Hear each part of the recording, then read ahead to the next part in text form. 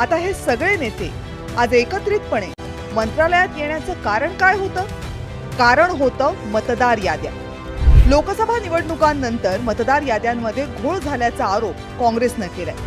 त्याची सुरुवात महाराष्ट्रामधूनच झाली. आता महाराष्ट्रामधल्या स्थानिक स्वराज्य संस्थांच्या निवडणुकांअगोदर मतदार याद्यांमधले सगळे घोळ दूर करा या प्रमुख मागणीसाठी हे सगळे नेते आज मंत्रालयात पोहोचले. या शिष्टमंडळानं मुख्य निवडणूक अधिकाऱ्यांना उपस्थित केलेले प्रश्न काय होते तेही बघा.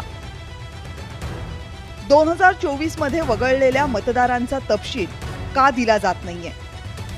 2024 मध्ये मतदार याद्यांमध्ये नव्यानं समाविष्ट केलेल्या मतदारांचा तपशील का दिला जात नाहीये? राजकीय पक्षांना आणि मतदारांना निवडणूक आयोग हा तपशील का देत नाही?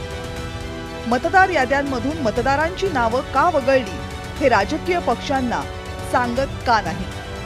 ऑक्टोबर 2024 ते जुलै 2025 या दरम्यान जी नावं समाविष्ट करण्यात आली होती ती कोणती? याच कालावधीमधील नावांची यादी अजूनही प्रसिद्ध का करण्यात आली नाहीये? ही यादी लपवण्यामध्ये छुपा राजकीय हेतू आहे का? ही यादी लपवण्यामध्ये कुणाचा दबाव आहे का? आणि निवडणूक आयोग आपली स्वायत्तता दाखवणार की नाही? या सगळ्या मुद्द्यांसंदर्भात 2 शिष्टमंडळं तयार करण्यात आली होती.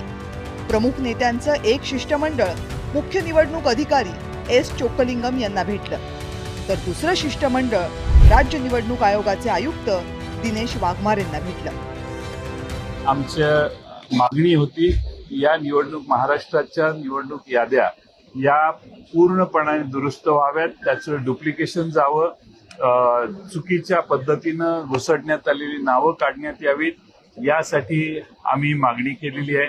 आणि त्यासाठी राज्य निवडणूक आयोग आणि Chokkalingam CEO Maharashtra election commission यांनी एकत्रित बसून आमचं गाऱ्हाणं ऐकायचं मान्य केलेलं आहे.